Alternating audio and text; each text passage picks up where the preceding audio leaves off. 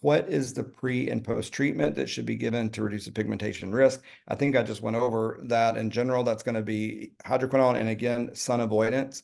And so I want them really strict out of the sun, are using wide brim hats, sunglasses, sunscreen for at least 2 weeks and preferably up to a month afterwards. If they're going on a cruise the next week, that's not the time to get this treatment.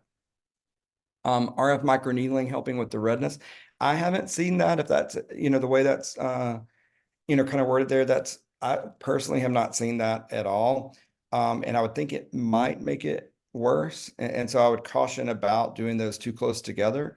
There's not really thermal damage from the Plexr. So theoretically, you could go ahead and do an RF microneedling after this. But if it's red and inflamed, doing that may potentially that make it worse.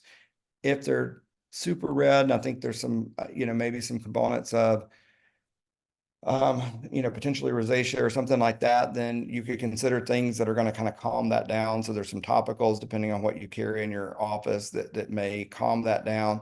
We can actually treat rosacea with the Plexr. So usually that will bring that down. And so if this is just immediate inflammation and redness afterwards, I'll just say give it time. Don't do anything else that's irritating to it.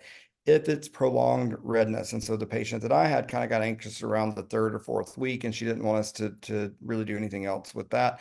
I used a microsecond pulse ND YAG, and so it was something that we can kind of quickly bring the redness down.